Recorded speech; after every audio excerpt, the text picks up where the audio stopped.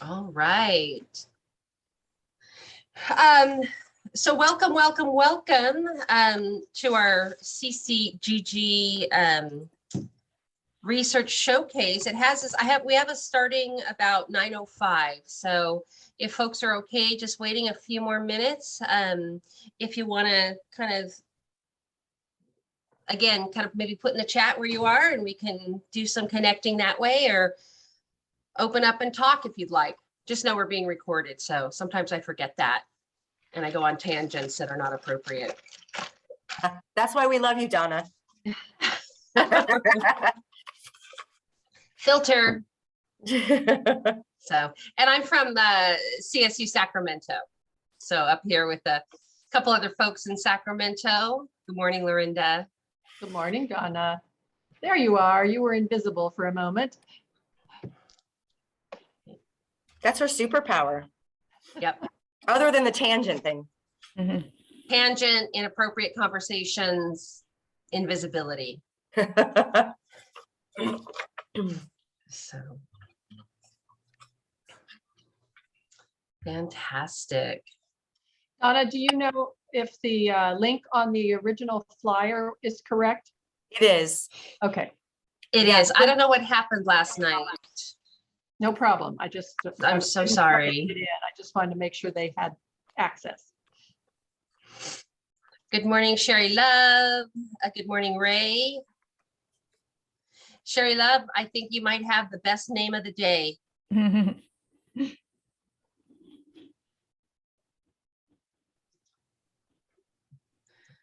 morning, Pauline. Good morning. How are you? Are you out on an adventure or are you home? I am home at this moment, out on an adventure soon, but thank you for sending me the link. Somehow I got dropped off the mailing list and I lost you all. You had the Fullerton, you had your Fullerton email, but it's all fixed now. So you're back okay. in. Great. Sorry about that. Oh, that's okay. That's okay. Thank you for doing that. Absolutely. Thanks to Mary for figuring that one out. Thank you. Thank you. So fantastic. You know, something that might be interesting while we're waiting just another minute or two, if you could put in the chat how you heard about the research showcase, that would be fantastic. That way we know how we're getting the word out and maybe where we need to continue to get the word out. So if you could let us know where you heard about us from.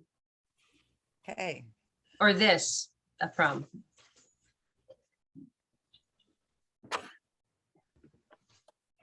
Oh, fantastic. Yeah, thanks to our friends at NAPG for always being supportive. Oh, great. A few people from NAPG. Great. Yeah. You know, that brings me to a comment. If anybody needs, if you're attending and you want this as your CEUs for NAPG, please let us know. And I'll keep kind of a note of who needs it, because I can send out a little note just saying thank you for attending on CCGG letterhead, so that if you need to submit it to NAPG, that we can get that done. So you know what I'll do is in a moment, I will put my email address in the chat box, and then you can always email me and I can get a letter together. Fantastic. Thank you for making that known. NAPG is growing. We have a new board. We have a legacy board and we have new board members, and it's a very exciting time for NAPG too. Pauline, somebody's asking in the chat, what is NAPG? Would you like to give a little commercial announcement before we begin? Sure. NAPG is the National Association for Professional Gerontologists. Basically, we recognize that a lot of business did not understand what a gerontologist does. And so we have provided a credential looking at the academic preparation that folks have. And there are some folks who have come up through the ranks and are professionals, but have not had that background in actually training. And so we are recognizing those individuals with CPG that you can use after your MSG as a CPG, that is a credentialed professional gerontologist, which means that there is an outside professional board looking at the quality of education that you're getting. So those who have a master's degree that took 2 years, as opposed to a 24-hour online certificate, can be recognized and differentiated. So we hope that all of you will consider being part of NAPG. We're the only organization that's requiring continuing education to keep yourself current in the field. And we work closely with CCGG so that this, the time that you spend with this research forum allows you to get some CEUs recognized by NAPG. So That's a good commercial. and Maria Fantastic. is a member too, and so you can always find out through Maria or myself. Indeed. Great. So it looks like Amiko posted the link to NAPG, so you can check that out and see what the requirements and Thank you. different. Yeah. So thank you. Okay, so I am going to turn it over to our esteemed colleague and leader, Maria Claver, who is the chair of the CCGG board right now. And so she's going to kick us off. So take it away, Maria. Thank you so much. It's my honor and pleasure to welcome all of you to the Spring 2022 Research Showcase. I'm really excited that there are a couple of students from our program presenting today. And, you know, we're not going to get down on the fact that the theme overwhelmingly seems to be death and dying, with a little bit of gardening thrown in, which is a nice little change, but I know we're going to learn a lot today. I just wanted to remind everybody before we get started of the mission of the California Council on Gerontology and Geriatrics. And I've pasted our mission statement in the chat box. We promote the quality of life of California's diverse aging population through leadership and fostering statewide collaborations amongst educational programs, providers, practitioners, and public policy advocates in the field of aging. And you could tell in our pre-conversation before we officially kicked off, the networking in this group is fantastic. Already we're sharing emails with each other. So please take advantage of the opportunity to get to know other gerontologists within the state. You'll get some information. We'll share some information at the end of this presentation as to how you can join us. This year, because we're kind of all awakening from our COVID time, we have drastically reduced membership prices. Students can join for $5, for example. So we really hope that you'll join us. Joining professional organizations like CCGG and NAPG are really important, especially in a field like ours where we're small but mighty and growing. So it's really good to get to know other folks within this profession. So we welcome you. We're really excited to hear the presentations, and congratulations to the committee that put this together. Just doing a fantastic job. Our last few research showcases have been fantastic. So with that, I will mute and look forward to the presentations. Thanks, Donna. Thank you. Thank you. Yeah, definitely check out CCGG. I've been a board member on the board for about 7 years now, and it has just evolved and has got to be such a dynamic, and I'm not diminishing what it used to be. So, I mean, CCGG has always been a mover and shaker in California gerontology and geriatric education. So check it out, because we're like the phoenix on the rise again. And there's several throughout the year, free trainings and workshops that are offered on some very interesting topics. So check us out. So you're at this showcase. This is our 4th showcase.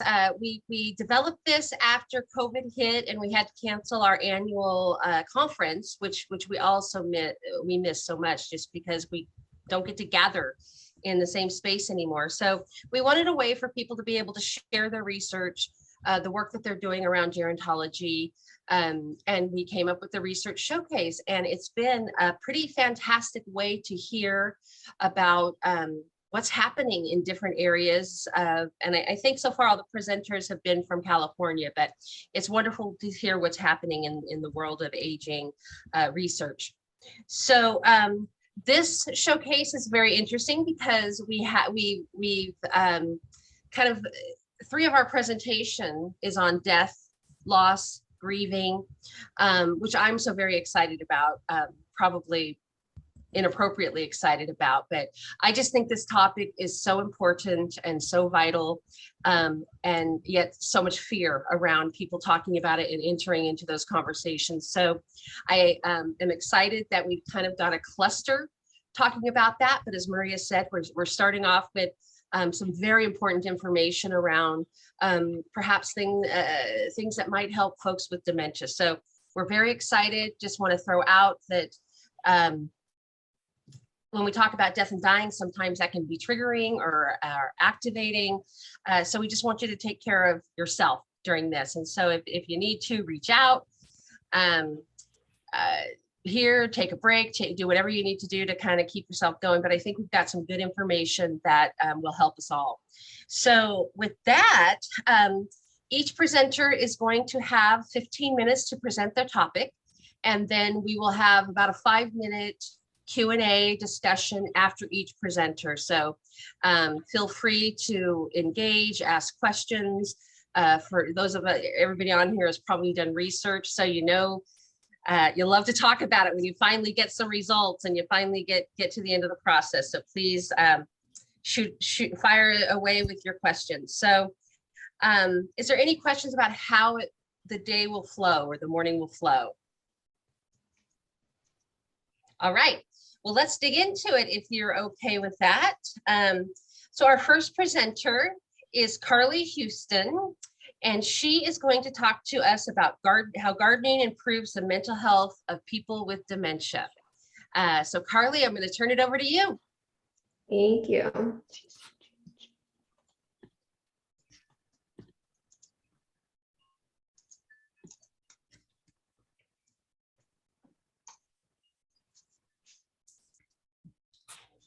Okay, so I know it's a little small, so if anyone wants me to zoom in, just let me know.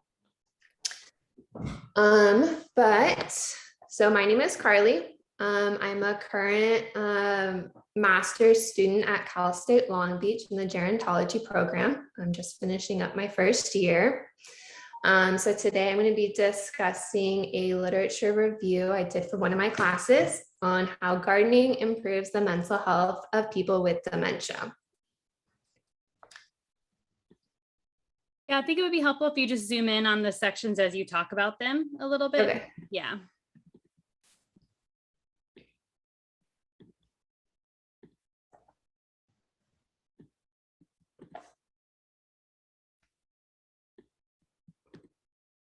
Okay. So more than 55 million people are living with dementia worldwide, and this number is expected to increase to 78 million in 2030 and 139 million in 2050. It's not uncommon for people with dementia to have mood changes, becoming irritable, anxious, agitated, or depressed.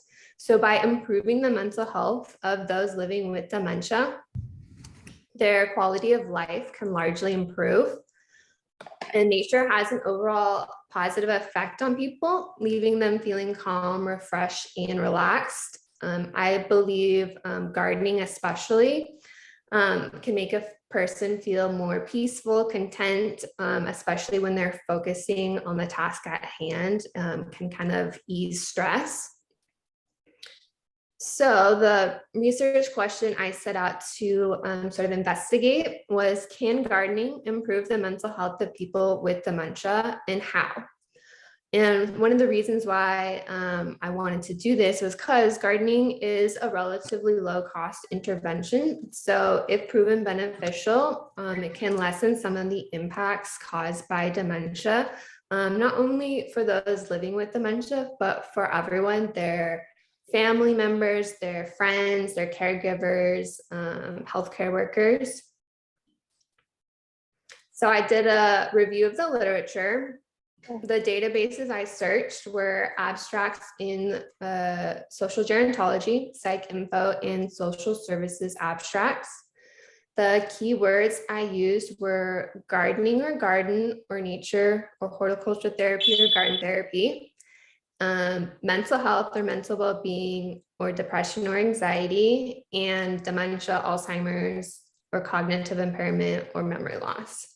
And then I narrowed my search to just scholarly peer-reviewed articles with a publication date of 2011 to 2021. And then I also did a review of some of the articles that were cited from the sources that I had found.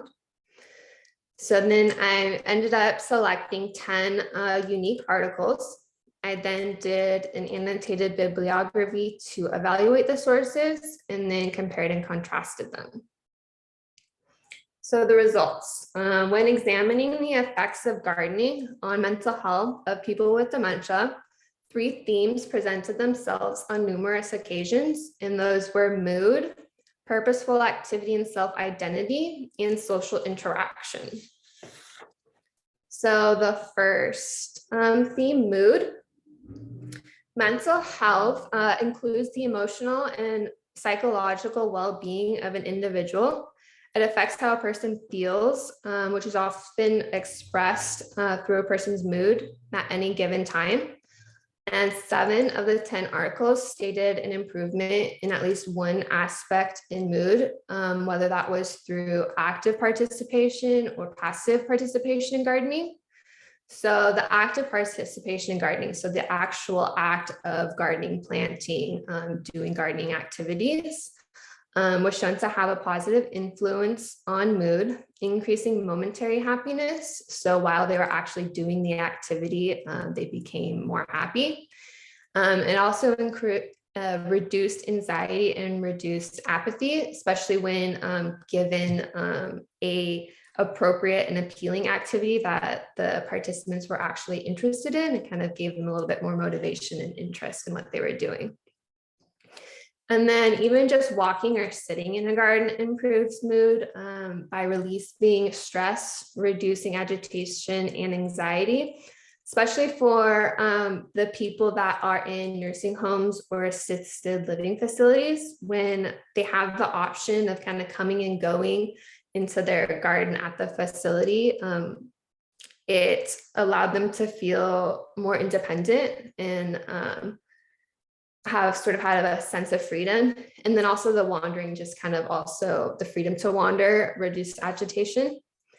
And then also improved depression and left people with dementia feeling refreshed and calm. So the second theme, purposeful activity and self-identity. Older adults, especially those living with dementia, often feel a loss of identity. Their role in life may not be the same as it was for many years prior. So I found that gardening allows for a purposeful activity that then leads to people with dementia regaining a sense of self-identity. Gardening has purpose. I read a few articles that talked about green care farms, which are small scale facilities designed for people with dementia.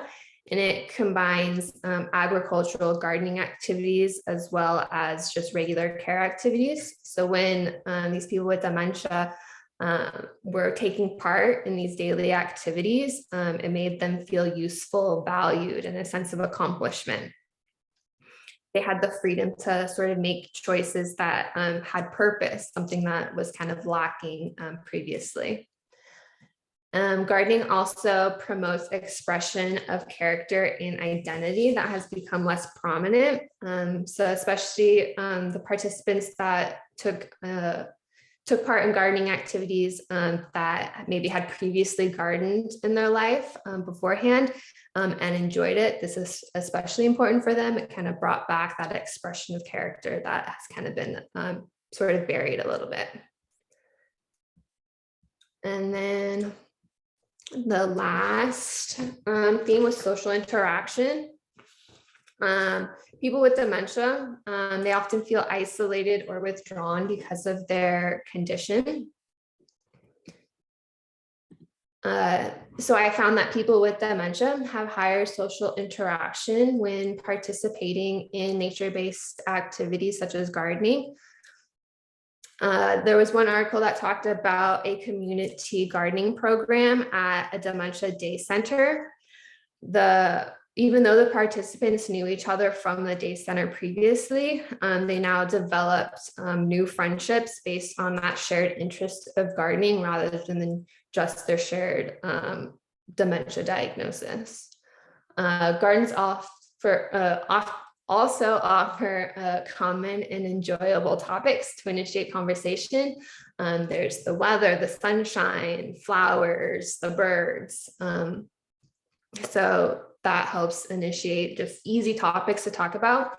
It also brings back memories of past events that of times that they enjoyed in nature and gardens that they can talk about. And then lastly, garden builds confidence, allowing people with dementia to break out of their shell. Again, this is especially true for the people that had maybe previously gardened in their previously. So it's something that they were skilled at, something that they can do and are good at. It kind of allows them to build that confidence, feel more comfortable with the people that they're around, allowing conversation to flow a little bit easier. So in conclusion, gardening helps facilitate and strengthen positive and pleasant feelings and interactions. Mood, self-identity, and purposeful activity and social interaction are aspects of mental health that are found to improve when people with dementia participate in acts of gardening.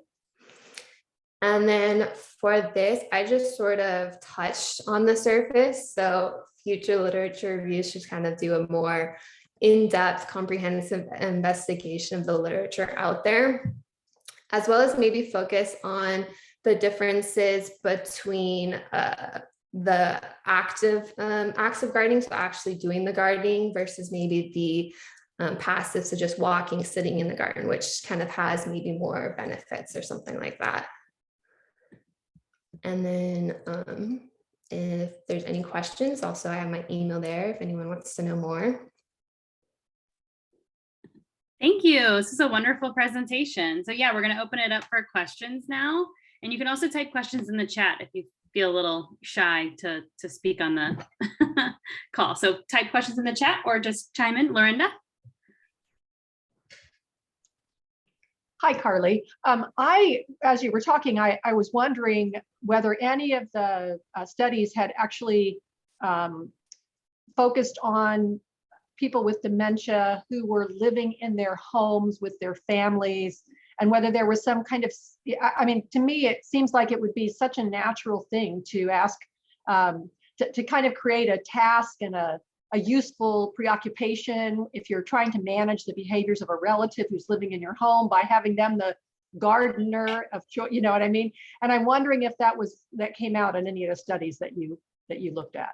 I didn't read any that had people living in their home doing gardening at their homes. They had people come to like a community center to do gardening like once a week or every 2 weeks or whatever it was. But yeah, it would have been interesting to see if they did any gardening at their home, maybe when they started feeling agitated to go take care of plants or something. That would be interesting. Yeah, I could really see this as a great kind of a focus and activity for the period of time when you're, you know, postponing placing them in a residential setting, like very productive in that way. Thank you very much for your work. I think it's great. Thank you. I think I saw Maria next with her hand up. Yeah, Carly, that was really interesting. Are you planning on continuing this line of research in your program?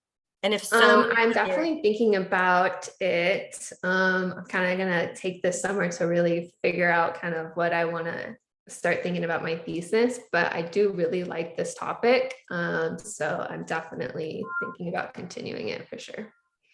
good. I hope so. And I'm also seeing just, I'm sure Mary has her eye on it. There's a couple comments in the chat box as well. So I'll let Mary handle that. Yeah, I was trying to go with what I saw pop up first. So I saw Sarah's hand and then the chat comment. So we'll go with Sarah. Okay, thank you. Yeah, Carly, I just also wanted to commend you for this research topic. I think it's so important. And I'm personally experiencing a former supervisor of mine actually in an Alzheimer's program that now has Alzheimer's, who's in a facility, and having known her before and how much she likes gardening, I've just seen, like, just walking with her through the garden path, stopping to feel the flower petals and smell things, just she becomes a different person. So I just wanted to kind of add that personal anecdote, as I'm sure so many people have. But my question was, you mentioned a couple of times how if you had previous experience with gardening, kind of connecting your past hobbies with the current situation. And I'm wondering, were there many articles that looked at that, like the passive versus active gardening in your past and how that sort of correlated with pleasant feelings or a sense of purposefulness in the present? And I'm just thinking like I love being in nature, but I don't like plants or flowers. Like if someone stuck my hand, I mean, maybe it'd be different if I had dementia, right? I know people change, but if someone just stuck my hands in a plant, I probably wouldn't like that. So I didn't know if any of the articles like kind of looked at that life history approach. None of them specifically looked at that, but there was one that kind of looked at all sorts of different activities and different being out in the garden. And there was mention of like if it was something that they liked to do, then it was more beneficial. I think there was one that did talk about something where they weren't interested in the activity, so that really didn't show much benefit. So they do have to be sort of interested in the activity for it to be beneficial, more so than if they had no interest in it beforehand, then not as beneficial. And especially also just being outside also, they have to have the ability, like sometimes for people that have difficulty or physical impairments walking in the garden, that it's just too much for them versus maybe just sitting out in the garden. And then also just having the correct weather outside. It can't be too hot or too cold for them as well. So kind of like the balance also. Well, thank you. It's good to know that there is that level of detail in the literature. Thanks. Mm-hmm. All right, so we're going to jump into the chat box questions now. First, Carly, are you able to zoom back out a little bit so people can see the entire poster? Yes. Okay, and then our first question was asking about what scale was used to determine happiness. Thank you, Samantha. Oh, and one of the articles that talked about momentary happiness. I think it was a questionnaire. They had to fill out these questionnaires beforehand and then right after. So I forget exactly what type of questionnaire, but it had to do with their questions beforehand and then as soon as they finished the activity. Awesome. Okay, and then Sherry Love is just sharing her experience as a case manager working with older adults with dementia who had positive experiences gardening in their homes. You can read about that in the chat box as well. And then I thought we had some, yes, we have Karen with a question. Hi, actually more just I'll share briefly, when I owned my in-home care and assistance company, we had a client that his wife with dementia, and he was right at that stage of placement perhaps, so she was trying to keep him home as long as possible. And he had been a former gardener, not gardener professionally, but in their beautiful yard. And we happened to be so fortunate to get a caregiver match that of somebody who was so willing to go out in the garden and help him garden. And I had forgotten all about it, and listening to this presentation, I remembered him, and it was such a success story. I have no doubt that it extended his time at home. It did so much for him. He had been so depressed, and it did so much for him. So anyway, great presentation. Really enjoyed it. Thank you. That was nice to hear too. All right. I think we have one more, maybe time for one or two more questions. I see some in the chat. So Samantha asking, so the people living with dementia were in earlier stages since they were able to report on their own levels of happiness, or were the caregivers reporting on what they saw? I'd have to look at specifically what study that was, but there were, For some of the sort of community gardening programs, those were people that were kind of more in the earlier stages of dementia. I think that was the one with the momentary happiness. So they had them filling out some questionnaires. And then I do believe they then talked with their caregiver, the people doing the program, then talked with their caregivers after to also get their point of view of how they were doing since the program started as well.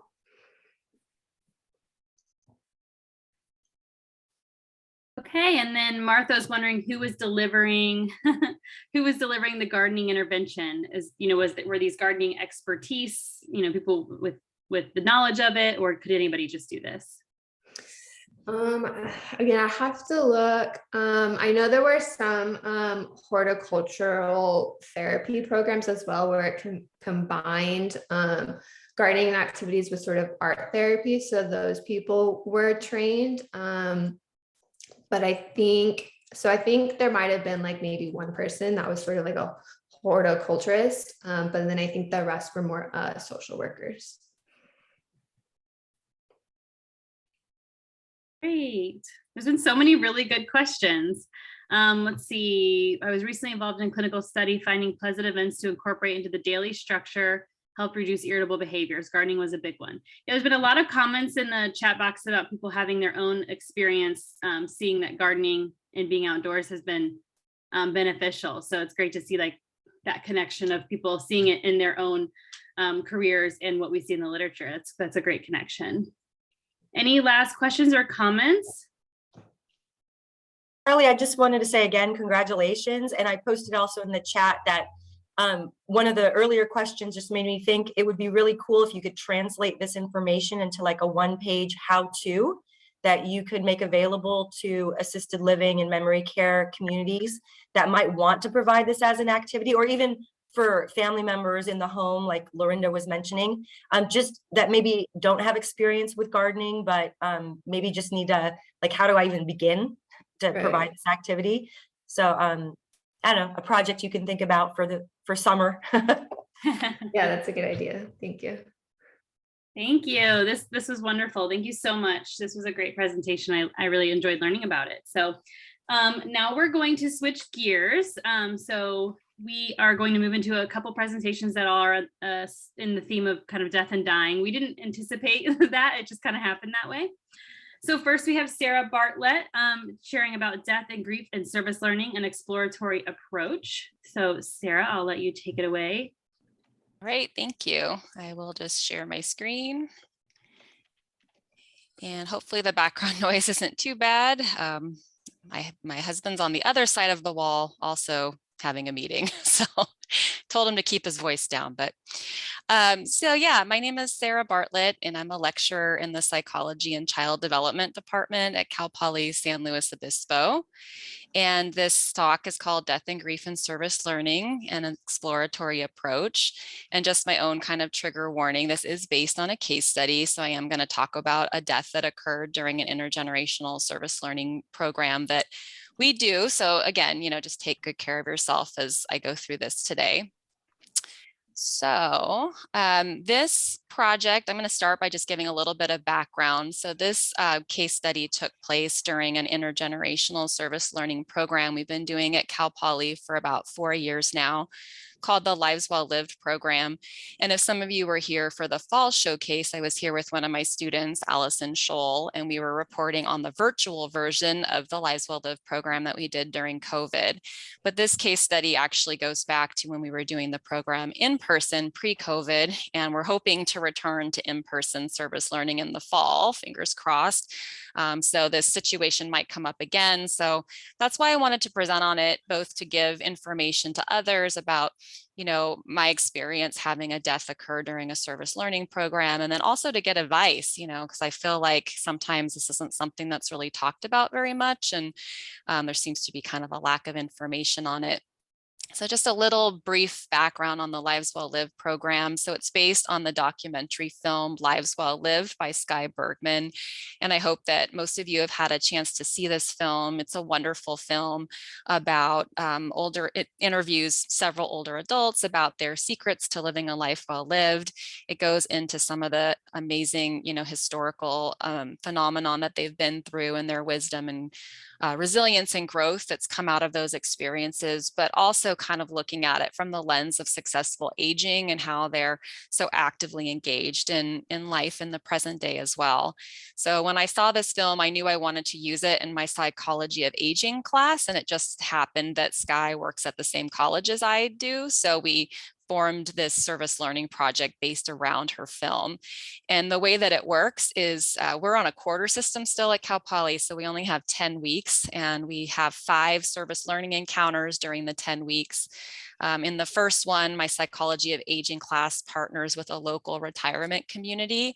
And in the pre-COVID days, we'd all go out and we would watch the film together, and Skye would do a Q&A session. And then we would have kind of some meet and mingle time. And then in the next 3 service learning encounters, I would match a student with an older adult resident who wanted to participate in the project. And they would take turns interviewing each other using the same questions that Skye used to interview the folks in her film. So the questions are they're very relational, like asking each other about your big successes and regrets and what you're looking forward to and what you wish you'd done differently. They ask about mortality. Like, they tend to develop pretty close relationships pretty quickly. And those interviews, when we do it in person, are done at the retirement community, either in the resident's apartment or somewhere on the grounds. So they do 3 meetings like that. And then the 5th service learning encounter, we have another party, a wrap party, where we all come together and the students present on their experience. The older adults get a chance to present, and then the student gives the older adult a memoir, which is like a creative project that they do based off of what they learned about the older adult's life. So it's a bi-directional project. The older adults also interviewing the student and finding out about what their lives are like. But at the end, the student kind of presents this memoir. We also do a photo shoot. So you're going to see a couple photos from that photo shoot throughout the presentation, and Skye took those photos. So just a little bit of background. One of the quarters that I did this project, I think it was in 2020, just before COVID hit, we were doing the project at a subsidized senior housing community. And I had a student that was paired with a resident. And after they'd had 2 of their 3 meetings, the resident, who was otherwise very healthy, went in for a routine medical procedure and unexpectedly died. And I was notified of the death by the resident services coordinator at the apartment community. And then I was responsible, obviously, for telling the student and figuring out how to handle it from there. And having never had this happen before, I looked to the literature to kind of find out best practice, and I really couldn't find very much. So it kind of got me thinking that this is maybe more of a discussion that needs to be opened up. So the objective of this talk and of the article that I'm writing is basically a case study. That my hope is that I kind of developed a set of recommendations based on this experience and the literature, and hoping that it will be helpful for other service learning instructors and their students. And so the methodology was basically to take this case study and apply some of the grief literature to it. I chose to use Kubler-Ross's stage model as a starting point, because my thinking was that whether you agree with it or not, or no matter how you feel about it, that's the one grief model a lot of students or instructors might know kind of going into this process. And then I also looked at Warden's tier model and Wortman and Silver's approach, and incorporated elements of disenfranchised grief from Kenneth Doka. And so the result was a list of recommendations. I'm being very clear that this is just based on my experience. This is not like a full empirical review or anything like that. But I kind of developed the list among 3 different categories. So the first recommendations are about assessment, and then the second category is about creating opportunities for grief processing, and then third, providing resources. So what I was hoping to do for the rest of the presentation is kind of go through each of these recommendations and kind of show you how I did it for what happened at my field site, and then maybe be thinking about your own intergenerational service learning programs and how it might apply for you. So the first recommendation category is assessment of the class. So looking at the course itself, including the class format, the structure, and then the intergenerational service learning program itself.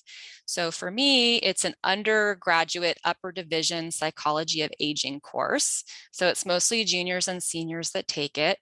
It's interesting that at Cal Poly, it's also a GE. So I have students that are not in any kind of human services field that are taking it. And actually the student that this happened to was a Parks and Recreation Services major who was taking this just because she thought it would be interesting. And it's one of the few courses on aging that's offered at Cal Poly. So kind of thinking about that, what is the discipline? You know, I did find a little bit of literature on graduate programs, you know, if there's a death during a internship, but in this case, it was an undergraduate situation. And then also looking at what type of service learning project it is. So what is the level of intimacy? So people are always surprised when I talk about how close these students get to their partners, even though they really only spend about 6 hours, you know, talking. But I think it's because of the relational nature of the program that they develop this intimacy. Versus I also had a death happen in another service learning project I do, but it's where students go as a group to a congregate meal program and kind of visit. So they don't make those one-on-one connections. So that had a very different feel when that happened. Also how many meetings and the duration of the relationship. And then thinking about when and how death and grief is covered in the course. So I mean, I teach psychology of death and we talk about death for 10 weeks, but in psychology of aging, it's limited to just like a class. And so wondering when to teach that. You know, I've never wanted to teach it right at the beginning because I don't want people to think about aging and death synonymously. And I don't want to teach it right at the end and have that be the last thing that people think about. So I've always kind of put it in the middle. But at this point, when this happened, I hadn't taught about it yet when the death occurred. So it made me think, maybe I need to teach it earlier. So I've always kind of questioned that placement. The second recommendation category is assessment of the instructor. So just thinking about what skills professionally or personally the instructor has, who's leading the service learning project. So in my case, I did work at hospice for about 6 or 7 years. So I felt pretty comfortable talking about death and grief and loss, but I recognize that depending on the discipline or the program, that not all instructors will feel that way. Also looking at the personal experiences of the instructor, like if they've had a recent death in their own family, that could either make it more difficult or it could make them more empathetic, you know, but just being aware that instructors have feelings too and things going on in their own personal lives. I hadn't had any recent losses, so that wasn't an issue in this case. And then also the boundaries of instructors and students. You know, being an LCSW, I really wanted to like launch into counselor mode, but remembering that my role was as an instructor. And so just thinking about the boundaries in that relationship. So then the third recommendation category is, should the death occur, you know, assessing the student and the situation. So for the student, thinking about how the student was made aware of the death. So in this case, I didn't have the student's phone number on hand when I found out, and I wanted to get her the information as soon as possible. So I emailed her. And I put in the email my phone number and told her to please reach out, let me know she got the email. And, you know, I wanted to check on her. I put some resources in the email. So that's how I chose to do it. But I recognize, again, there could be a student that happens to walk in and the person has passed away. So there could be various ways that the student is made aware of the death. Also, how recently has it happened since the student last saw the person? So I would say the primary reaction that this student had was shock. She just couldn't believe that she had just seen this friend the week before and that now she was gone. And then how close the student was to the person. So they happen to have formed a very close connection very quickly. Not all of the matches are like that. You know, sometimes the student's just kind of going through the motions for class credit. Other times there's more of that emotional connection. And then also looking at the student's previous experiences with death. So I struggled with, I wanted to kind of make sure the student was okay, but I didn't want to overstep my boundaries and start asking her all kinds of personal questions about her experience with death, but kind of just trying to open that up and maybe explain that sometimes if the student has had an experience with death recently, or, you know, it might bring up other unresolved losses. So just kind of thinking about that. And then again, has the student had any education on death and grief? And in this case, the student had not. The fourth recommendation category is creating opportunities for grief processing. So once the assessment phase is over, kind of thinking about, okay, now what do we do? So like I said, I did make myself more available than normal. I don't normally give out my phone number, but in this case, I just wanted to make sure that she could get a hold of me if needed. I also let her know that she wasn't bothering me. If she needed to send multiple emails or call, just kind of take that pressure off of her.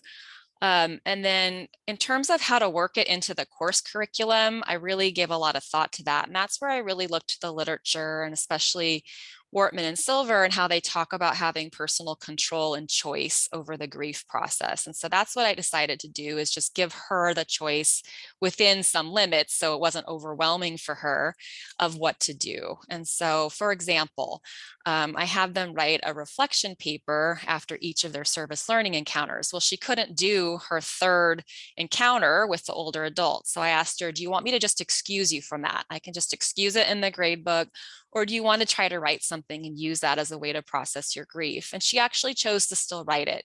She could have taken, the easy, just excused it, but she really wanted to kind of process it in written form. So she went ahead and wrote the reflection paper.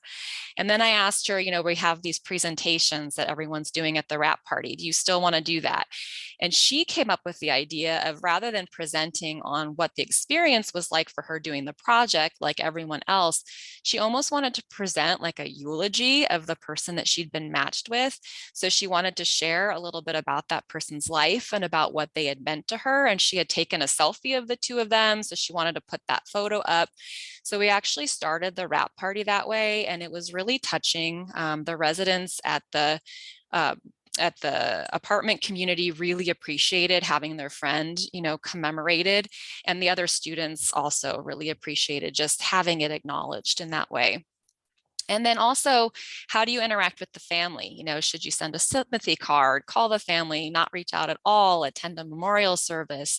In her case, she hadn't really known the family, so she decided that she would just, for the memoir portion, she'd type up a copy of the transcript and, put it in a nice format and give that to the resident service coordinator to then give to the family, which happened, and the family really appreciated it.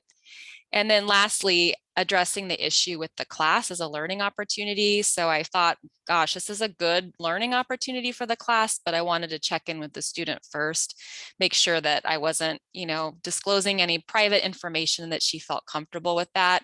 And she was comfortable with it. So it turned into a really good lesson on like disenfranchised grief and things like that.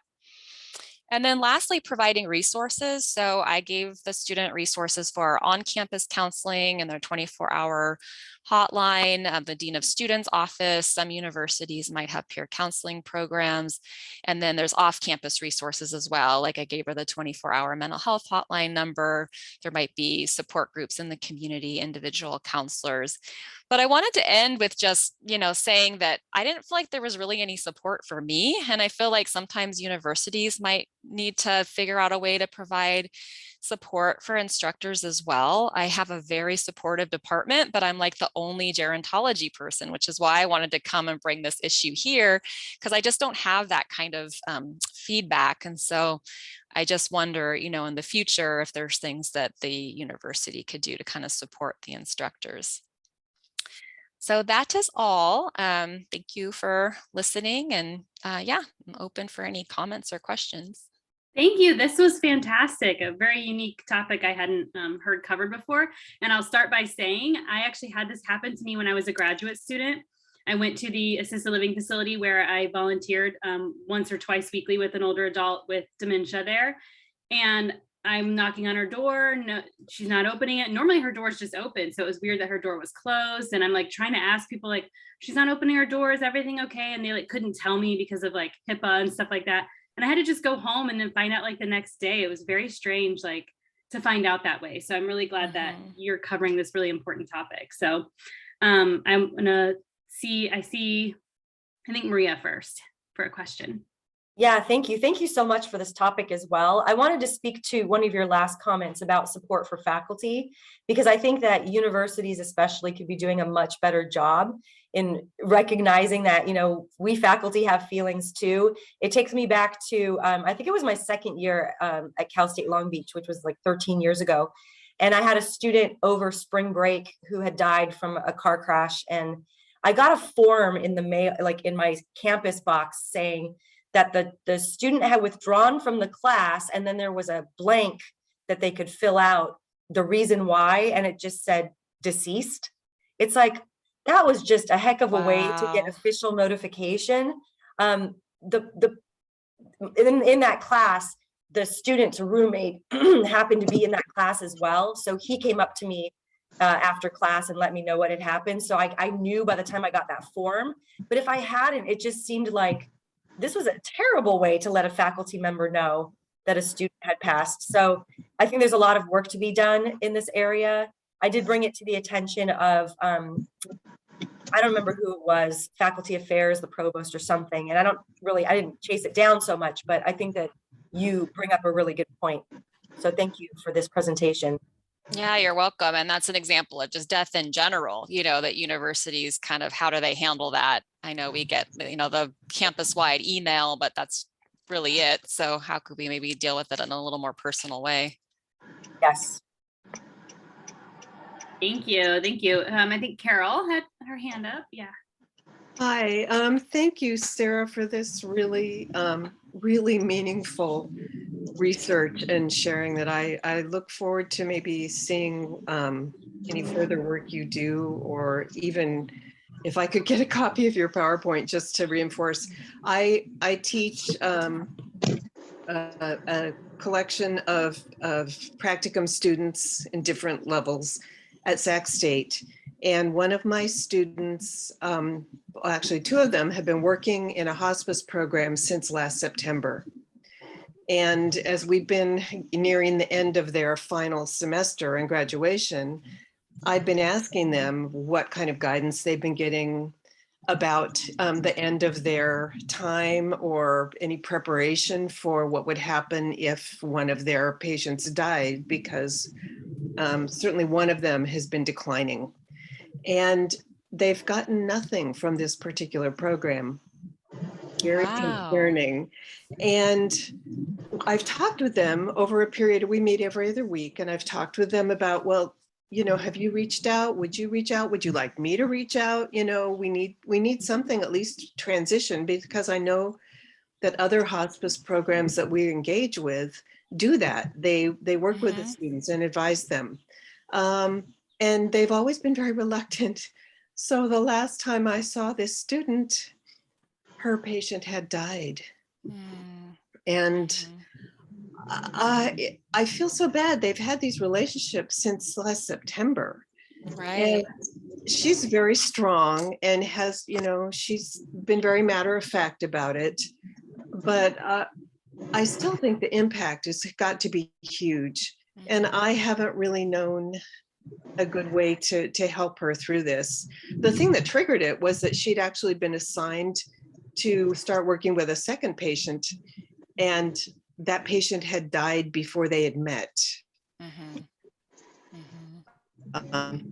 Conversation, the woman passed away. So this is really important information for me, and hopefully I can start looking into what research is out there and trying to help prepare my students too, because this is a big deal.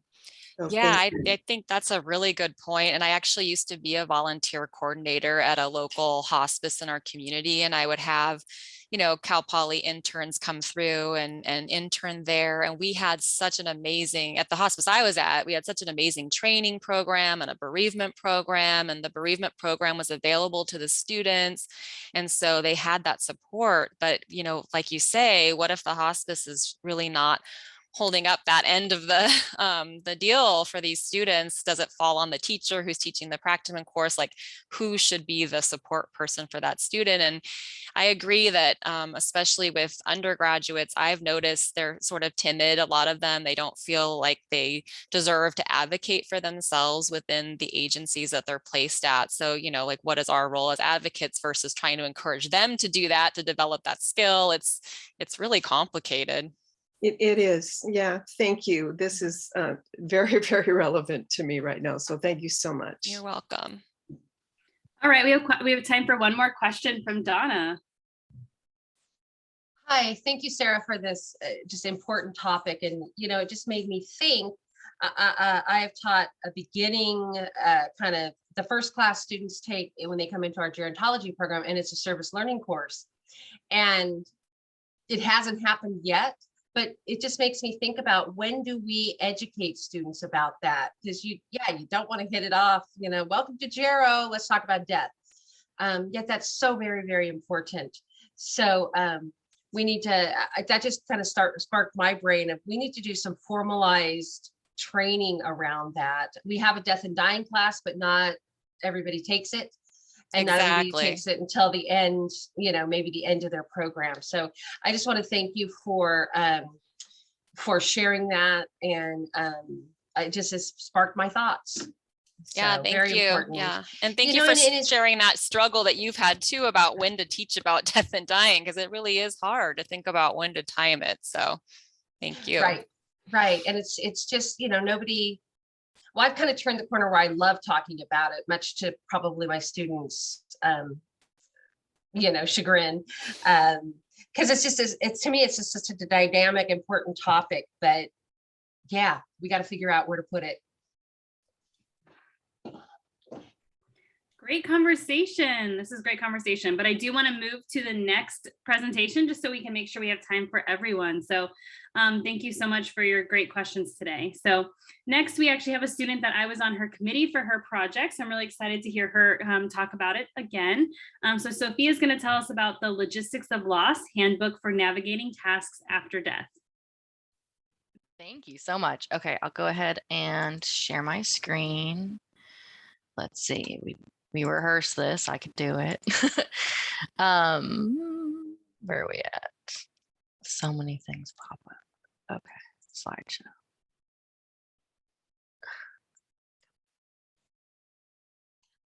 Almost. Okay. Good morning. My name is Sophia Hojat, and as Dr. Marshall mentioned, I'm a recent MSG grad from Cal State Long Beach. And today I'd like to share about the Logistics of Loss handbook I created, which was really a step-by-step guide through the practical matters that remain after the death of a loved one. So the idea for this really came from conversations with friends, family, older adults at the senior center I worked at the time. And it was becoming apparent that coping with grief and making end-of-life arrangements weren't all that was involved with dealing with a recent death. Many individuals shared with me the hardships they faced during that time, or the frustrations they felt when having to navigate practical tasks that followed a death. And it was something I hadn't really considered. So those things were like the burden of closing out accounts or dealing with customer service representatives, which isn't really fun in any situation oftentimes, or trying to ensure that all the loose ends were tied up was only made more difficult by the grief people were experiencing and the lack of direction with this process. People shared with me that funeral planning turned out to be a breeze and that industry had mastered its craft, but it was the endless mental to-do lists that gave them the stress and made this difficult time even more complicated and confusing.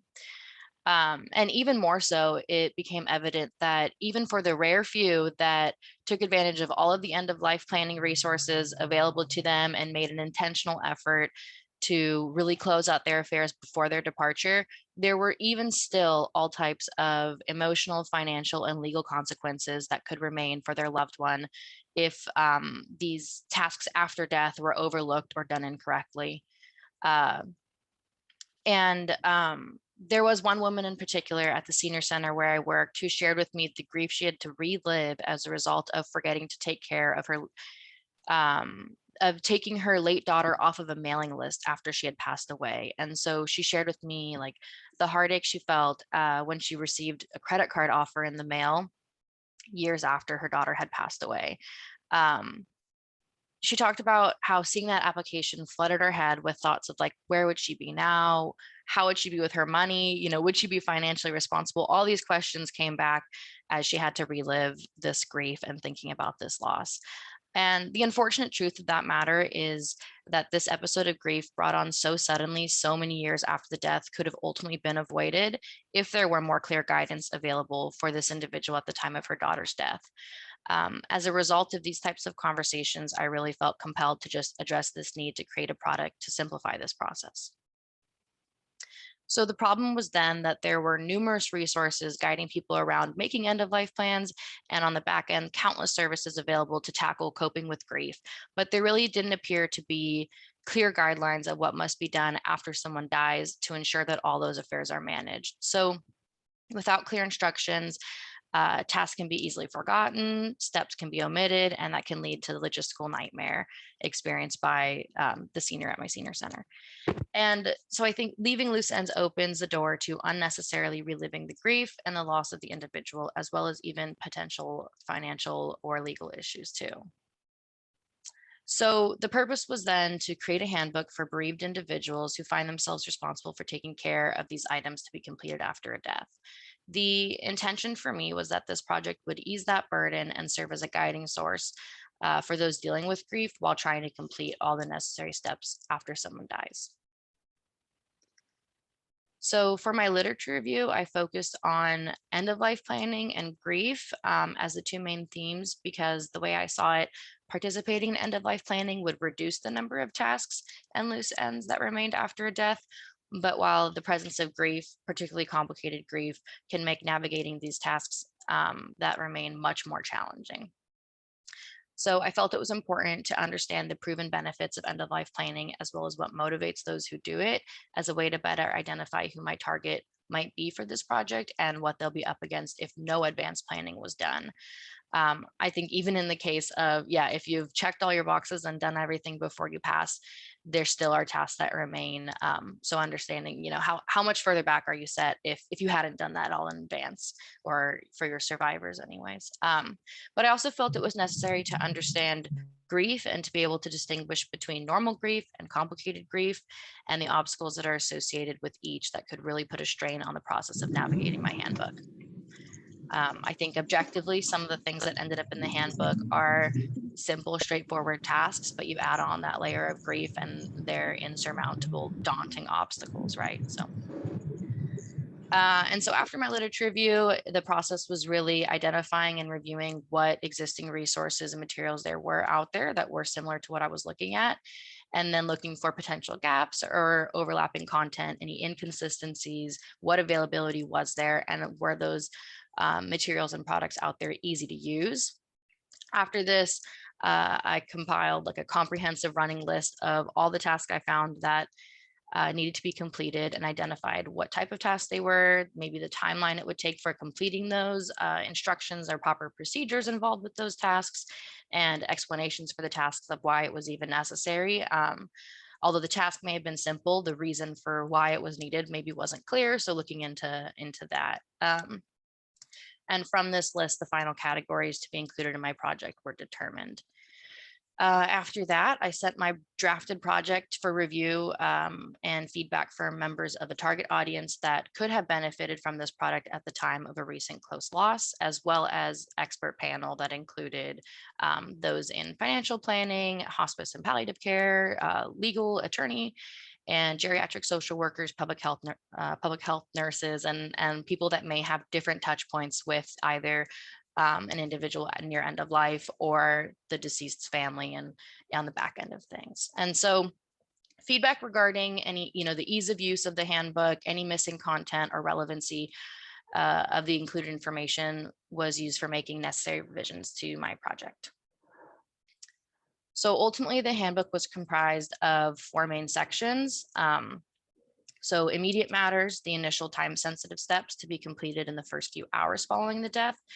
the legal matters that would ideally prevent identity theft, legal disputes, or inaccurate records, financial matters that could prevent financial loss, monetary disputes, things like overpayments or compensation due back to the survivors,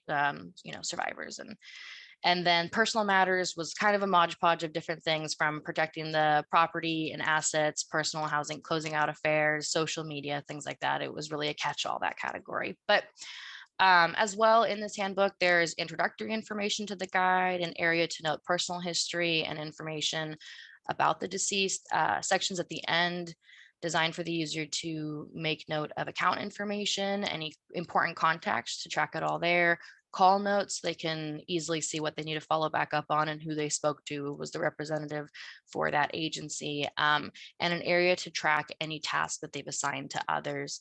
And the reason for that was there are certain tasks that do have to be completed by next of kin, but there was an overwhelming majority of the tasks that could have been done by anyone, assuming they had access to the information, the primary, date of birth, things like that.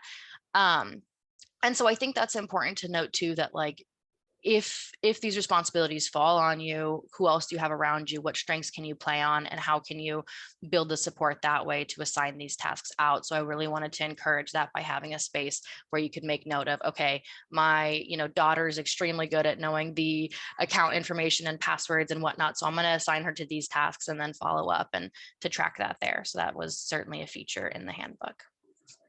So here's just some sample pages of the book, but really the project was just designed to be an easy to use checklist of these affairs that might need to be addressed after someone passes away.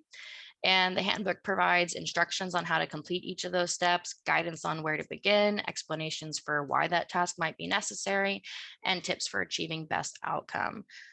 So some sections were more involved. There's a couple items in the book that took up a whole page, but for the most part, it was just broken down like this into manageable bite-sized pieces. I think really the idea for me was having something that was so straightforward that you could just open up, go to the section you need to be at, and just move through it with these bite-sized chunks and prioritize the tasks that way. So here, yeah, is just a sample of some of the immediate tasks, those legal tasks and financials.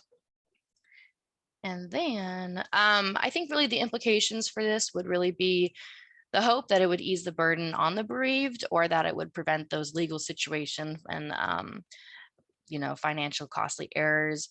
But really too, in the literature, it was talking about the experience one has when they experience a loss, and kind of the preparedness of that person, or the hurdles they have to jump through probate court or whatever, would really encourage your own end of life planning, either in both ends, saying this was such a smooth process, I want to make sure that I do the best I can to set up my family after my passing, or on the back end saying this was a nightmare, this took 3 years to get this coordinated and it was such a hassle, let me get my things in order. So maybe even a product like this, a handbook here, could encourage the user, right, to kind of get their own affairs in order as much as they can.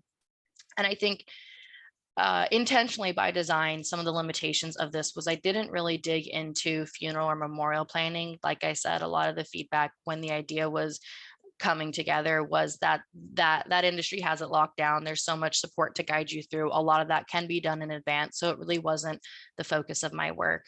As well as the deeper dive into grief support and what exists for there, again, because those resources were out there, although I touch on it a bit in the handbook, but it really was just an overview. And I tried to include things that would apply in most situations. So there are certainly circumstances that don't apply to everyone, and there are other things that people need to be aware of. If the individual that passed was a veteran, there may be certain situations that apply, but that's really where it's limited. And then I think recommendations for future researchers would be maybe to elaborate on those areas that I didn't go into, looking at how this handbook might be different for an anticipated death versus a sudden death, or someone who's done a lot of end of life planning versus someone who's done very little, and really seeing if this handbook in practice in real life would ease that burden, or really serve as a guiding source if it is a practical tool in the way it was intended.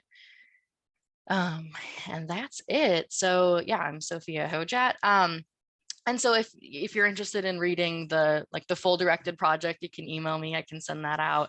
or I haven't quite landed on a distribution plan for my handbook, but if you want to be on kind of like a mailing list, I can definitely send you an email update when I figure out what that plan is. So you can certainly reach out to me that way. But that's it. I'll open it up for any questions.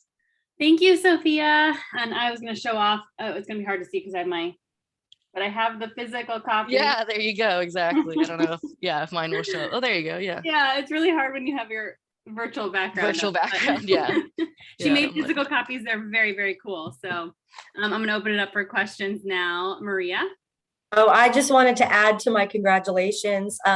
Sophia won the Family Consumer Sciences Best Projects Award for this year. So, and I know she and I have been in discussions about distribution plans. So we need to revisit that, Sophia, because I think this is the kind of product, it's interesting because all of the presentations thus far are so practical that this is the kind of stuff that we need in practice. So for all of you, and especially for Sophia, as Mary mentioned, there's a beautiful hard copy of this manual. And I know that my mom actually had just lost 2 family members within a week of each other as Sophia was putting this out for expert panel review. And it was just really helpful to her. So I just congratulate you. This is just such an exciting project. And I'm really eager to see it get out into the hands of people that could really use it. So that's my comment. Thank you. Awesome. Okay. Then I have Amiko. Hi, yeah, wonderful presentation. I echo everybody's that it's a great project that you pulled together, and I will be definitely interested in when you are moving on to the distribution stage too. So when it comes to something I would probably encourage you to think further is different cultural versions. Yes. There are so many cultural different practices on funerals, and then how to cope with. So at some point, when you start to distribute, maybe you can think about different groups of people, maybe language in different cultures. That could be additional, I think, good things to think about too. But thank you for your presentation. Definitely. Thank you. That's beautiful feedback for sure. I think in designing it, it was like, I'm getting my MSG, trying to be a gerontologist. And then I was ended with this idea and I thought, well, shoot, this isn't really older adult specific. I mean, all people can die and any people at any age could be left with these responsibilities. And so thinking, okay, well, let's take a step back and look at like, how can this be beneficial for, for the masses, right? Like for the general user, while still being accessible if it happens to be an older adult that's navigating this guide. But certainly adding a cultural component to it of honoring people's traditions and definitely, thank you. That's wonderful. I think even taking that one step further, I don't remember if this is in the guide, but like contacting if they were part of a church or any other spiritual group, like making sure that they've heard and they're, maybe if there's something that the older adult wanted done, from their spiritual perspective, that contact is included in there. Certainly, yeah, to look in those directions. Absolutely. Yeah, great. Someone, Sarah in the chat says she wishes she had this for her hospice patient families. Yeah, absolutely. Definitely. Other questions or comments? It looks like, Sophia, you already have one person for your email contact list in the chat. So. Oh, very good. Yeah, I'll pull up the chat in a minute. It sounds good. And maybe also once the distribution plan is set up, that we can announce that through CCGG channels so that anybody who heard this presentation or listens to the recording will get some updates about how they can access the guide as well. So absolutely. We'll keep everybody in the loop. That sounds good. Thank you. Yeah, I think for me, it was like really what was frustrating about kind of realizing there was this gap was I'm a list person and I really am kind of the kind of person that like over prepares. And so I think I was really frustrated to find out that even if I had done everything I could before I passed away, like if I had really crossed all my T's and dotted all my I's and had a full packet ready to go and, really did everything I could in advance, that there were still things that could add stress to my family, that could go wrong. And not having that control, I guarantee would bring me back from the dead. Like, I think, so in this way, it gives me peace that, okay, you do everything you can, but then once you're gone, like, what else could I have done to make this easier on those you leave behind? And so, yeah, finding out that even if you are the most prepared, there were still things that could go wrong as far as closing out your affairs and your accounts and things like that. So anyway, so that was certainly a motivator of getting this out there. Oh, Sophia, you know what? I can't remember too, because it's been a little while since we've seen it, but did you talk about social media accounts? Yeah, definitely. Okay, Exactly. you did. Okay.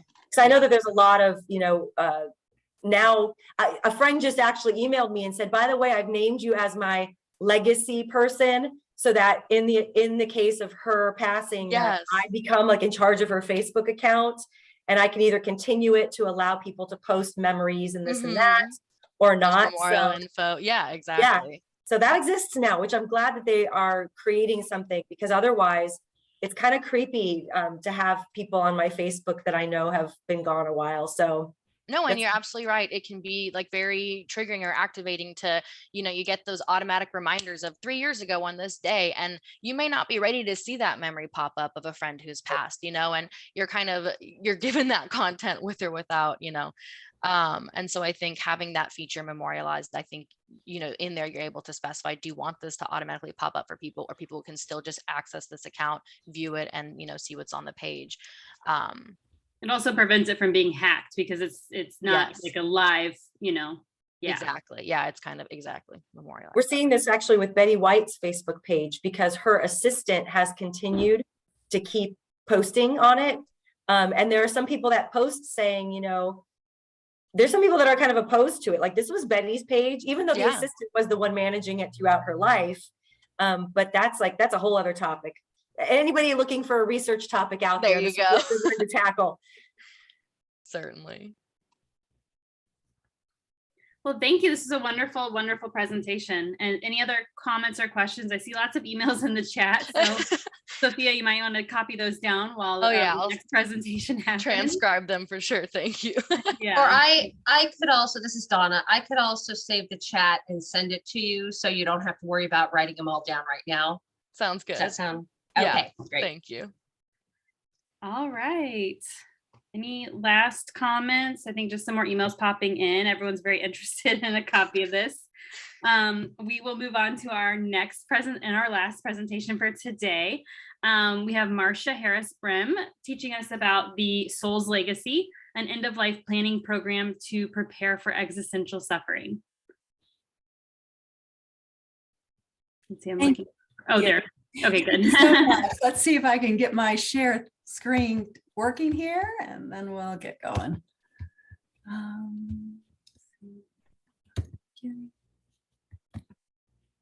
Oh, that's not right. I am so sorry.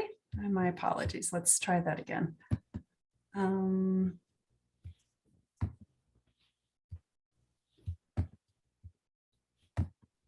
Me and technical challenges from the beginning. Huh. It's not going from the beginning. Will it let you click the back arrow? Well, we'll take the slow boat there, guys. Just keep doing it. You're giving us a little preview. There, okay.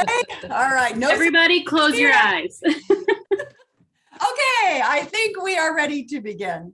And now if I could just remember to go the correct direction here.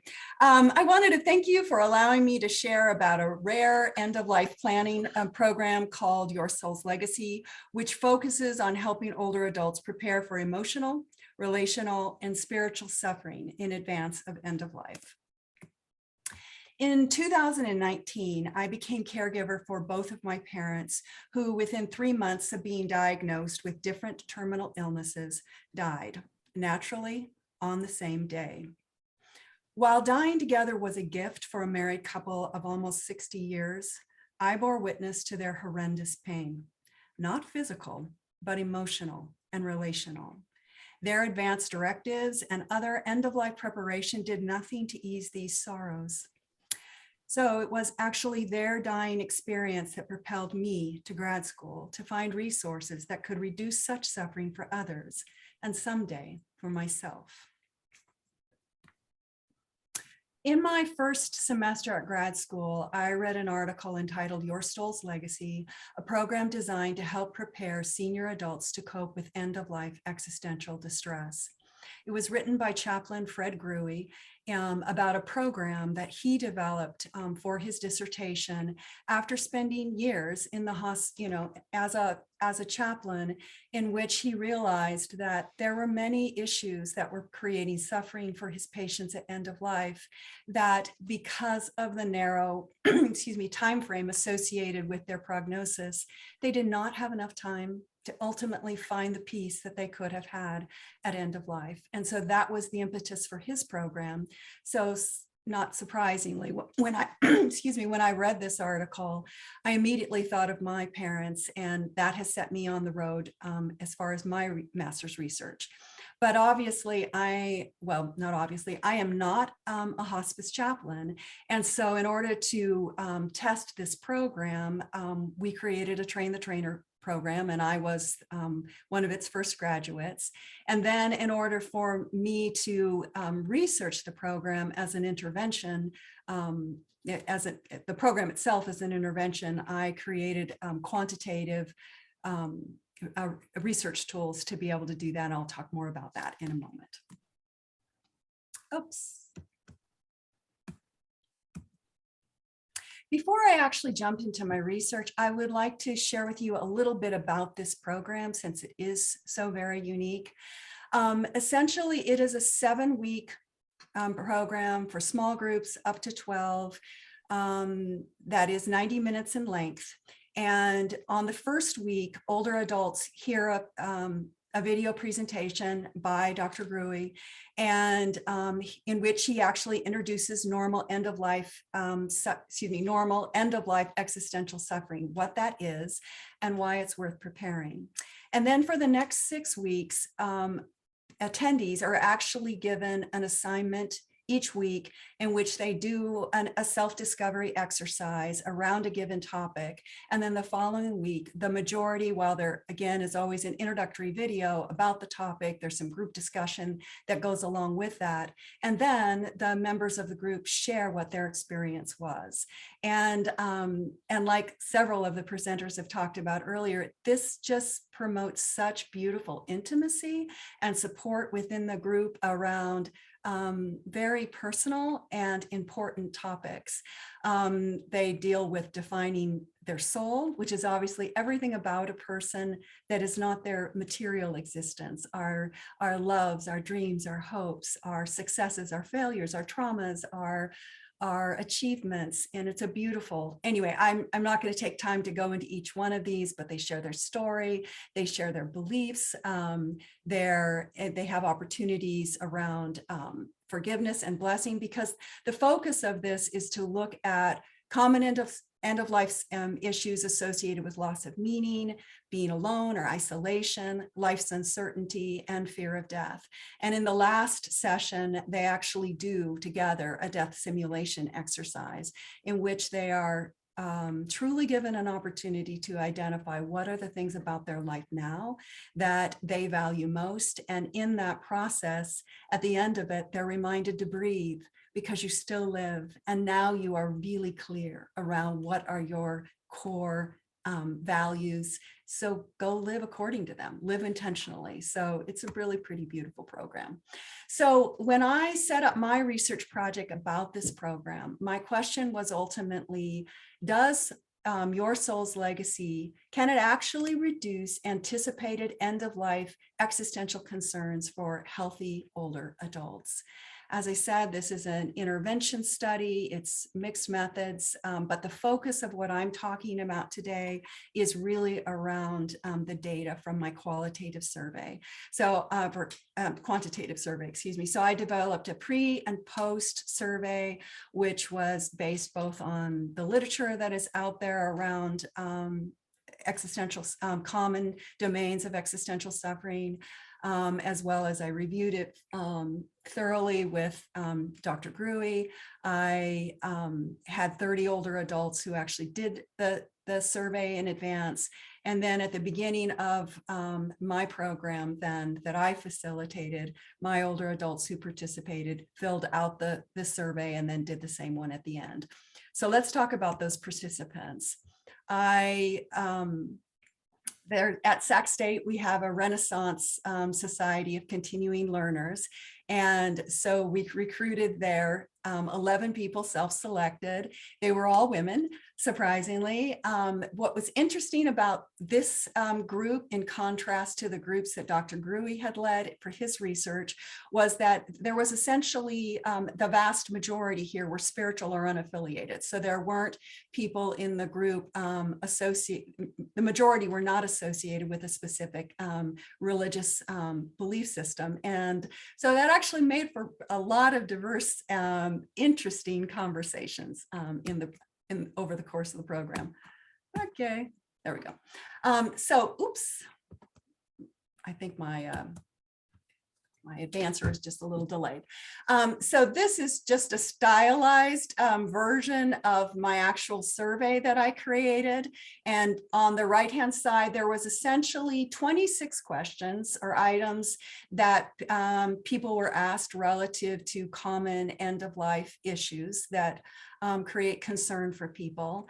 And then they were asked to rate them on a scale of 1 to 10, 1 being this is a smaller, least concerning, 10 being most, and to do the whole thing from the frame of, if you were given a notice that you had a terminal illness today, how concerning would these topics be? So before I jump into actually sharing some of my data results with you, I want to explain that you're going to see two different kinds of results on the screen. The first one will be a bar chart, and it reflects the types of questions that you just saw from my table of the survey on the last slide.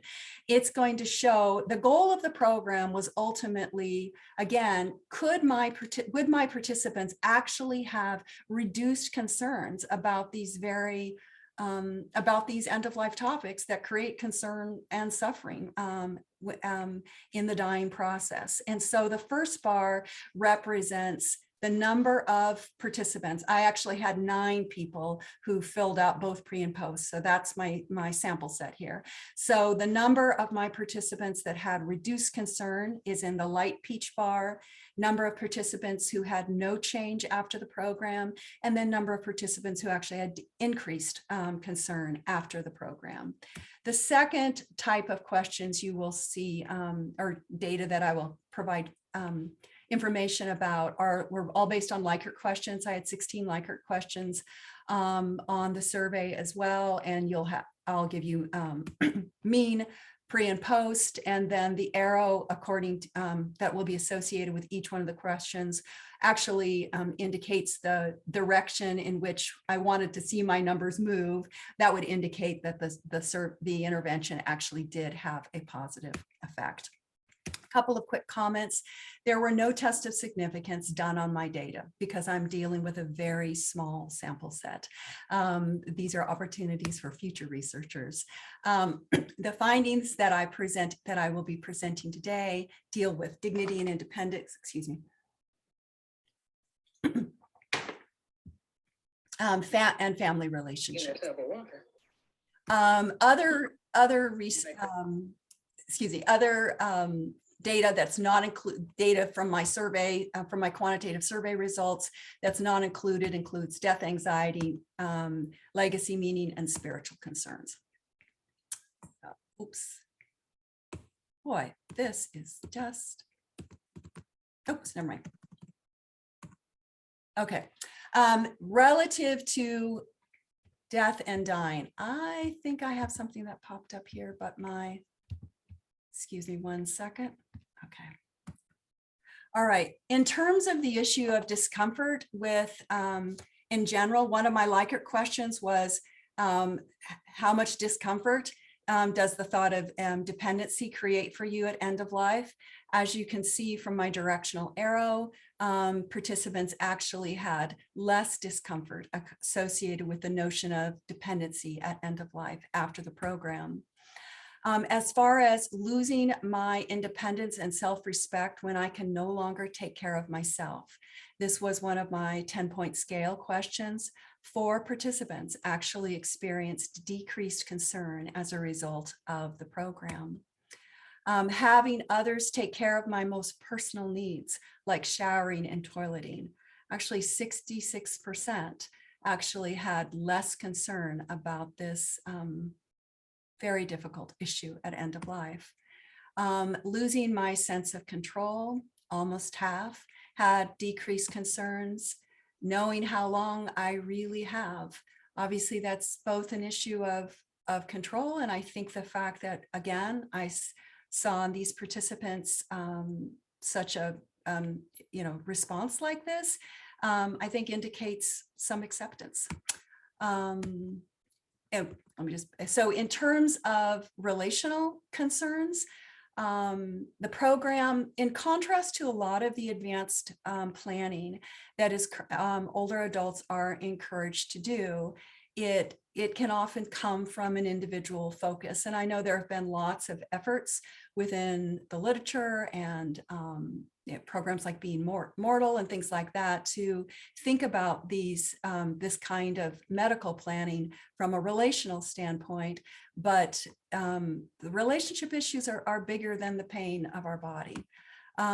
So fear of being a burden is obviously a huge end of life concern that has all sorts of ramifications that I can't talk about now. But again, I was really concerned that I was really pleased that over half of my participants had reduced concern associated with fear of being a burden. For those that I care for now, how will they do after I'm gone? Again, a significant number felt reduced measures of concern there. Another interesting finding here is that the program, and I don't think I noted it as much, but one of the issues in dealing with issues of isolation at end of life and relationships is forgiveness. So there's a pretty intense, beautiful session around forgiveness. So I think this results here indicate some benefit that participants gained out of that. Release of anger, bitterness, and grudges towards those who have harmed me. So that went in the right direction. Concern about important unresolved relationships in my life. And I think the two of those are companionate there and could ultimately influence the other. Frequency of expressing to my loved ones their importance, that increased as well. And then finally, level of comfort with discussing death and dying, that actually improved as well as a result of participating in the program. So the last area, 3 other slides I'd like to share with you from the 10-point scale relative to relational concerns that were actually somewhat surprising. So my bars are going in the opposite direction now, and the program actually created for the majority of participants increased concern. But the item here was having my loved ones prepared for my death. I think this is actually an indicator of maybe I might want to see increased concern here, especially when we couple it with the last Likert question about that the level of comfort in discussing death and dying actually increased for my participants. So if I feel more comfortable with being able to talk about death and dying with my loved ones, then it would also follow that I would also be more concerned about wanting to have my loved ones prepared, as I now feel more empowered to be able to do that. Another interesting finding, being able to give something meaningful to my loved ones. So there's a beautiful part of the program that talks about being able to give a blessing. And one of the issues with being a burden is that not only the feeling of being a burden, as I talked about earlier, is not only are people concerned, I mean, this is a relational issue. It's not only the fact that I can no longer do the things that I used to be able to do, but it's now that somebody that I love is having to do all of these things for me. It's that relational component. And so it's the reciprocity of the relationship that is a burden for the older adult in terms of their inability to give back. And so the class that they do around giving a blessing, if the older adult or whoever is dying is blessed with being able to maintain their cognitive abilities, the whole process of affirming those people in our lives who are caring for us and loving us through the end is a beautiful thing that older adults are able to do. And even if they recognize that their ending will be associated with dementia, then this is an opportunity of preparation that they can do. So I think this follows then with the final slide here, wanting my last months of my life to bring good to those I love. Before the program, it was only a real significant concern for 33% of my participants. After the program, 66% were wanted to do this. So I think in short, based on my results, through Your Soul's Legacy program, the majority of participants reported reduced concerns in areas associated with end of life existential suffering. Where concerns increased, these may indicate positive shifts in motivation for end of life relational preparedness and/or increased relational awareness. This research contributes to expanding awareness of opportunities in end-of-life planning to include spiritual, emotional, and relational concerns to build,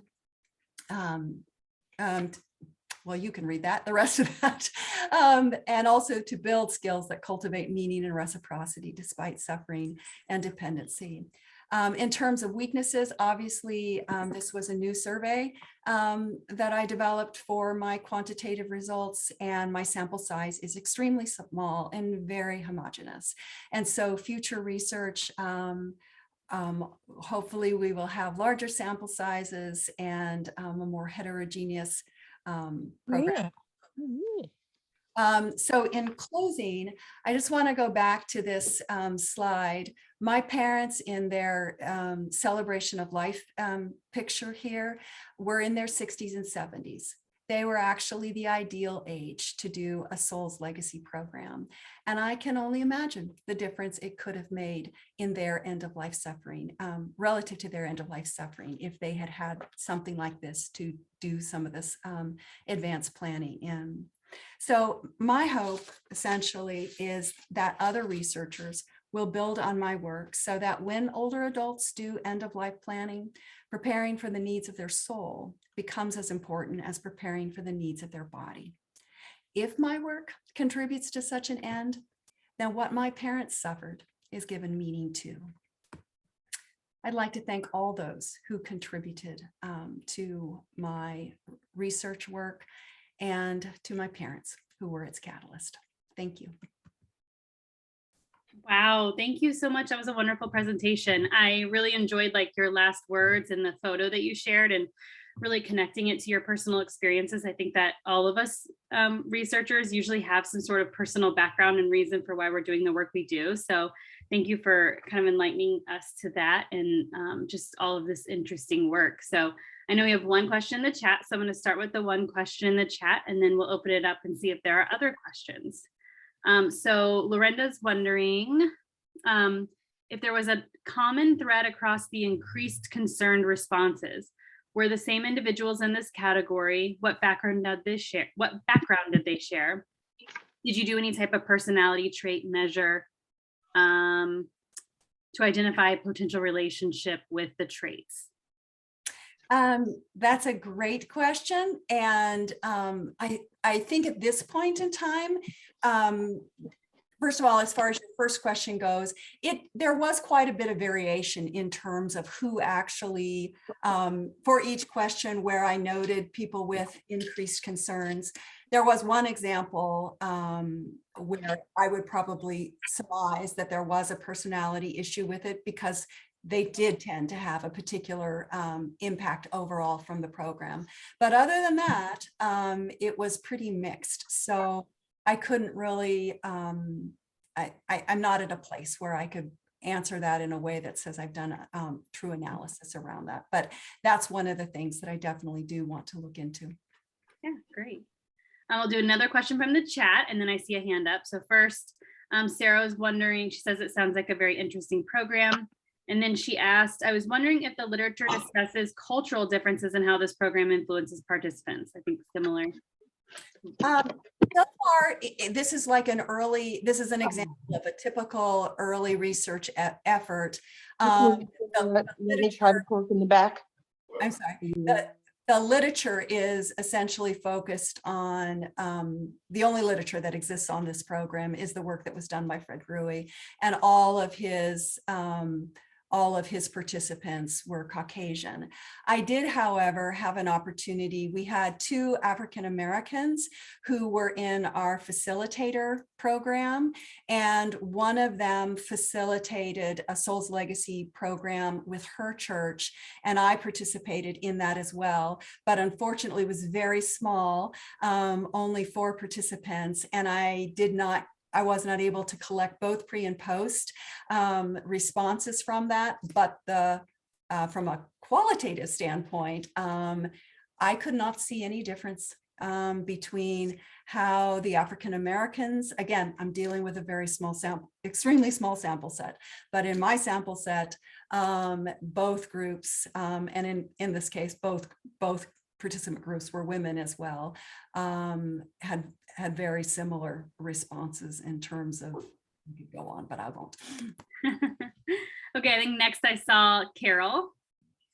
Hi, I just wanted to congratulate Marcia on this excellent presentation. Marcia is in my practicum section right now. She's my only graduate student, and she's doing a pilot of this project right now. So hearing how effective this was for the small sample size that she reviewed before really adds a lot of meaning and depth to this. And I just want to thank her for bringing this important aspect of life planning, end of life planning, out into the open, because it's not something I think any of us have ever really thought about. So good job, Marcia. Thank you. Thank you for that comment. Yeah, thank you, Professor Sewell. I am doing this with a formerly YOLO Hospice, YOLO Care. So they're supporting this program, and it's been really interesting. So I'm in the middle of it right now. Yeah. Okay. And then I saw Lorinda.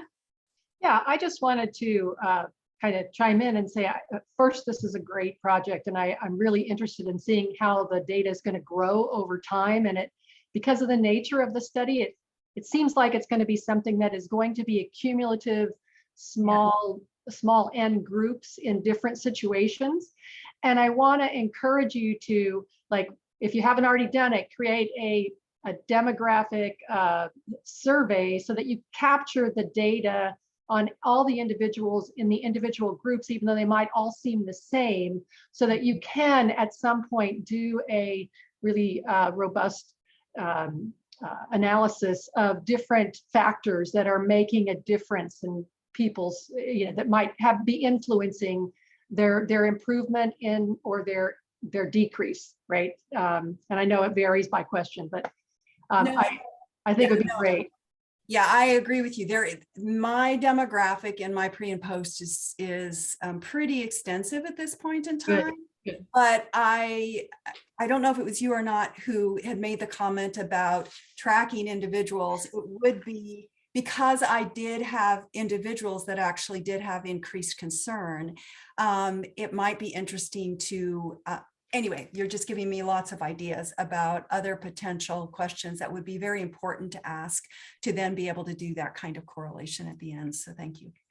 And personality wise, it could be just a self-assessment. It doesn't have to be a Right. Myers-Briggs or anything like that. Are you do you perceive yourself to be an introvert? Or do you perceive yourself to be an extrovert? Just some very basic questions that will help you identify any kind of correlation. So Yeah, that's excellent. Thank you.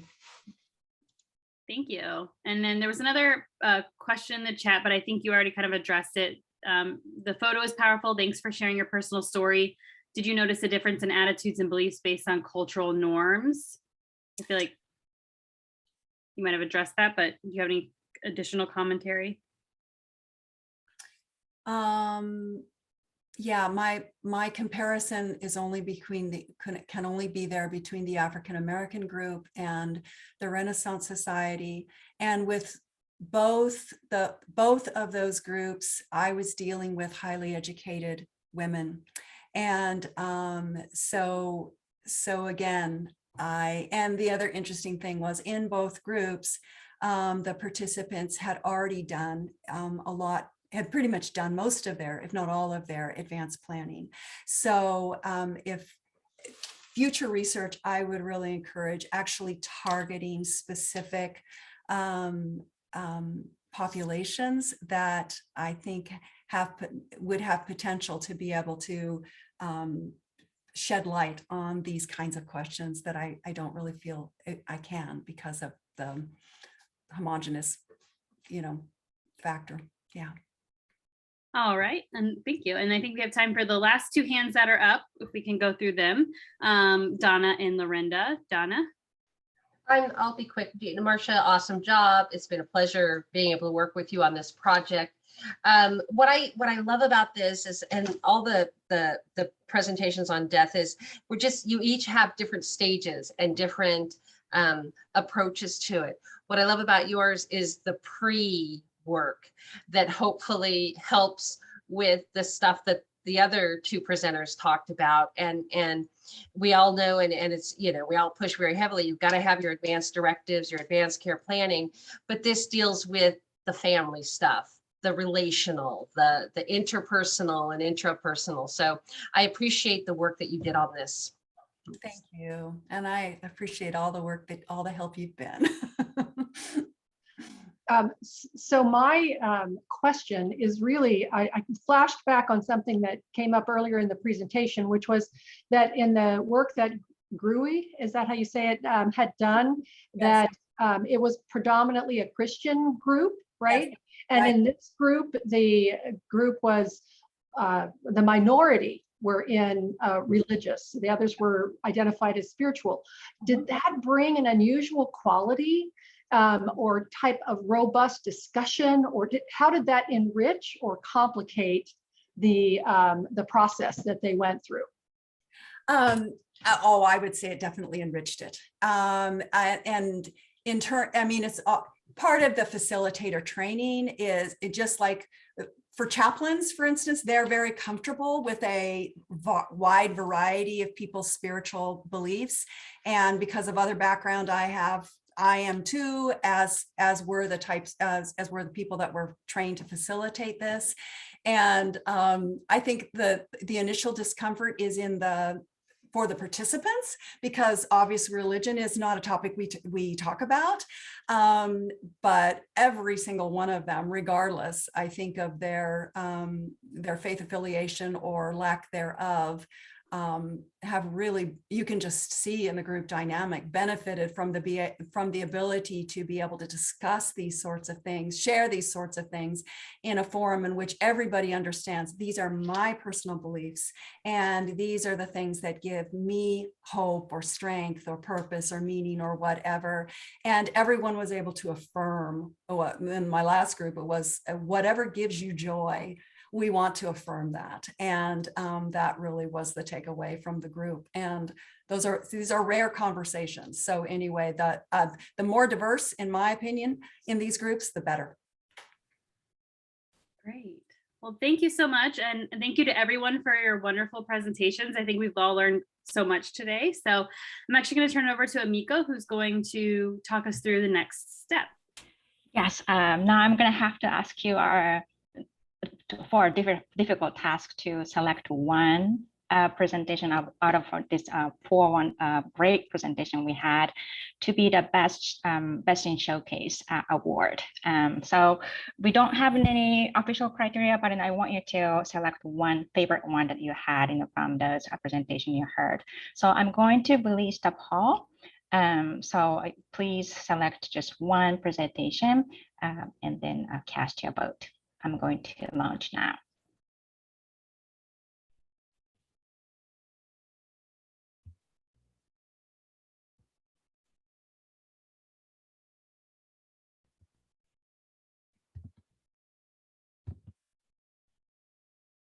Wow, every vote counts, it looks like. I'll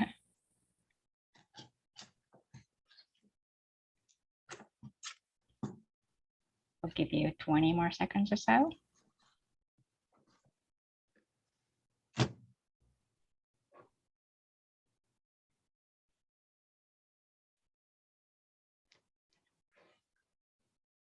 While we're waiting for that, just in the chat, it looks like Sarah posted her PowerPoint presentation. So if you're interested in the service learning talk, you can access that there.